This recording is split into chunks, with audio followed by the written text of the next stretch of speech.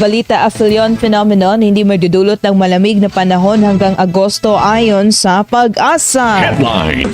Ilang barangay sa Albay nakaranas ng mga pag-ulan ng abo ayon sa LGU. Headline. Kampo ni FPRRD binigyan ng hanggang Huwebes para magsumite ng appeal brief sa International Criminal Court. Headline. Abogado kinwestiyon ang kagustuhan ni Tito Soto na baguhin na ang konstitusyon. Headline. Isang foreign policy analyst may babala sakaling masisira ang relasyon ng Pilipinas at China. Headline.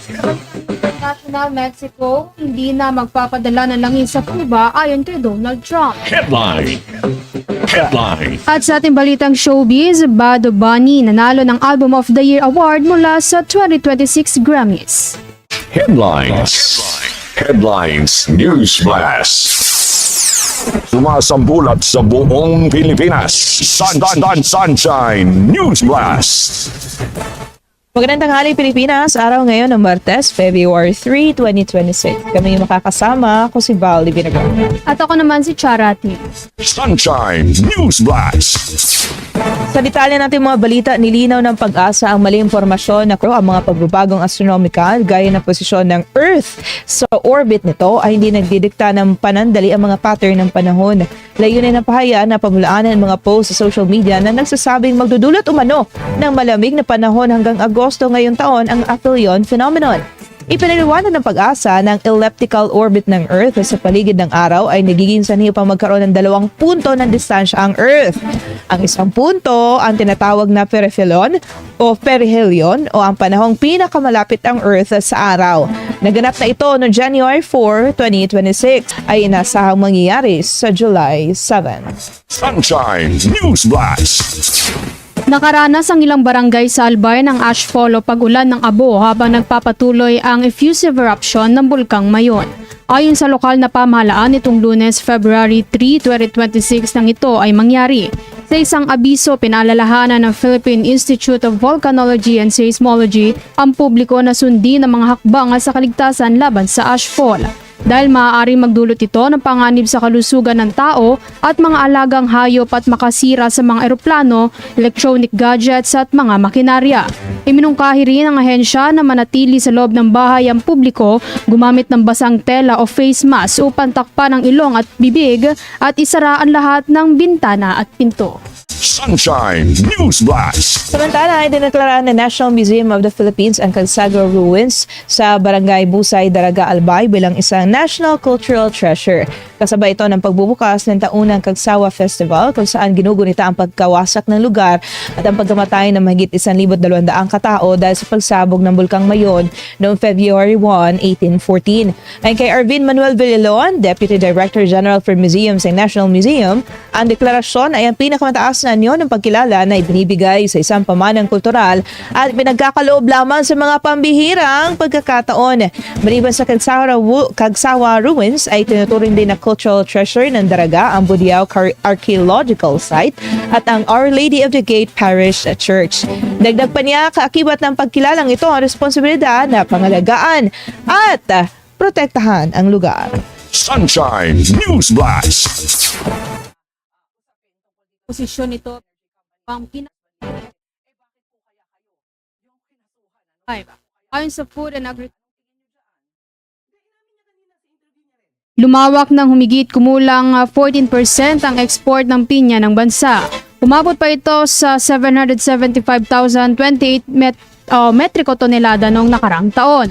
Ilan sa pinakamalaking importers naman buong mundo noong 2025. Sa datos, sumaas ng humigit kumulang 26% ang banana exports ng bansa mula 2.33 milyon tonelada noong 2024. Sunshine News Blast. Target ng Department of Public Works and Highways o DPWH na matapos ang rehabilitasyon ng summer segment ng Maharlika Highway sa taong 2027. Sa binahagi ng ahensya, isa sa mga rason ng pagka-delay na pagsasaayos ng naturang segment ay ang kawalan ng sapat na pondo.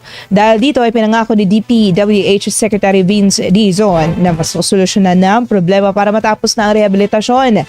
Ang Maharlika Highway sa pangunahing pambansang kalsada sa Pilipinas na kilala rin bilang Pan-Philippine Highway. Isang network ito ng mga kalsada, tulay at daan na nag-uugnay sa North hanggang South Luzon, Visayas at Mindanao. Humigit kumulang 3,000 at 5 si PBBM bumagsak kay VP Sara Duterte, tumaas. Si Angel Pastor sa report. Bumagsak ng 90 puntos ang trust ratings ni Pangulong Ferdinand Marcos Jr. ayon sa pinakahuling resulta ng tugon ng masa survey ng Okta Research noong ika-4 na quarter ng 2025. Batay sa resulta ng survey na isinagawa mula December 16 hanggang 20, 2025, mula sa 57%, bumagsak sa 48% ang ratings ng Pangulo kumpara sa nakaraang quarter. Bagaman nakuha ni Marcos Jr. ang majority trust sa Balance Luzon, mababa pa rin ang bilang ng nagtitiwala sa NCR at Mindanao. Bagyang bumaba rin ang performance rating ng Pangulo mula 54% patungong 51% at tumaas din ang porsyento ng mga taong hindi nagtitiwala at undecided sa kanyang pamumuno. Samantala, mula sa 51%, naging 53% ang nakuhang trust rating ni Vice President Sara Duterte. Tumaas din ang performance rating ng Vice Presidente mula sa 49% ay naging 54% ito. Nakuha naman ng pangalawang Pangulo ang pinakamataas na trust rating sa Mindanao. Isinagawa naman ng Okta survey sa 1,200 male at female adult respondents. Para sa Diyos at Pilipinas, kumahal Angel Pastora, Seminay News. Sunshine News Blast. Binigyan ng International Criminal Court ng hanggang February 5, 2026 ang kampo ni dating Pangulong Rodrigo Duterte na magsumiti ng appeal brief. Sa isang kautusan na inilabas itong February 2, nakasaad na limitado lamang hanggang 20 pages ang magiging appeal brief. Ang appeal brief ay isang nakasulat na dokumento na isinumite ng abogado ng isang partido kapag gusto nilang iapela ang desisyon ng hukuman. Binigyan naman ang Office of the Prosecutor at ang legal representatives of victims ng hanggang February 12 upang isumite ang kanilang tugon na limitado rin sa 20 pages.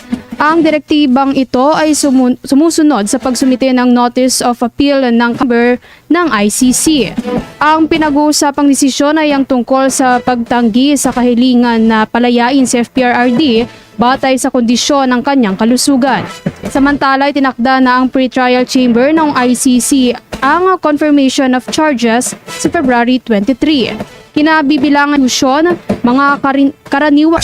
Ang pinagtataka ko, bakit sa Ligang Batas kaagad ang gustong ibaguhin ni Senator Soto, samantalang ang sinasite ng Korte Suprema sa Saligang Batas ay yung mga karapatan at yung mga mismo kung ano yung nakalagay tungkol sa proseso ng impeachment. Ano ang gusto niyang ipasok?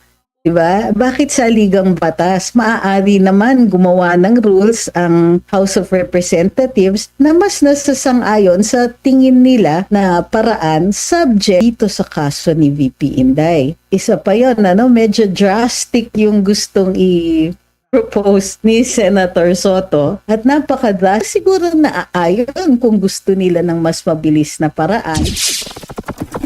Ang former press secretary na si Attorney Trixie Cruz Angeles sa panayam ng SMNI News. Batay sa desisyon ng Korte Suprema, nilinaw nito na unconstitutional ang naunang impeachment complaint laban sa pangalawang Pangulo. Sa nirito ang paglabag sa constitutional ban hinggil sa pag-aay ng mahigit isang impeachment case laban sa isang opisyal sa loob ng isang taon. Sunshine News Blast. Sa ngayon ng political analyst na si Eric De Torres na isagawa ang charter change o CHACHA sa Pilipinas. Ngunit sa panayam ng SMNI News ay binigyan din niya na kung isasagawa man ito ay hindi para sa politika kundi para mapabuti ang sistema ng pamahalaan. Sunshine. Gusto nating magtsatsa kasi gusto nating mapabuti yung ating sistema, ang pampamahalaan at yung pagpapatibay ng kung anong reformang electoral at political na meron tayo. At hindi dahil sa haka-haka. Pahayag ito ni De Torres hinggil sa sinabi ni Senate President Tito Soto III na baguhin na ang saligang batas. Ito ay para maitama lang ang naging desisyon ng Korte Suprema hinggil sa naunang impeachment complaint na inihain laban kay Vice President Sara Duterte. Makikita na batay sa desisyon ng Korte Suprema, unconstitutional ang naunang impeachment complaint laban sa pangalawang Pangulo. Sunshine News Blast. Kumpiyansa naman ang political analyst na si Professor Eric De Torres na naghanda si Vice President Sara Duterte kaugnay sa panibagong impeachment complaint na isinampa laban sa kanya. Sa panayam ng SMNI News, nabanggit na profesor, sinabi nito na matagal nang nakikita ng kampo ng pangalawang Pangulo ang naturang pangyayari. Sunshine News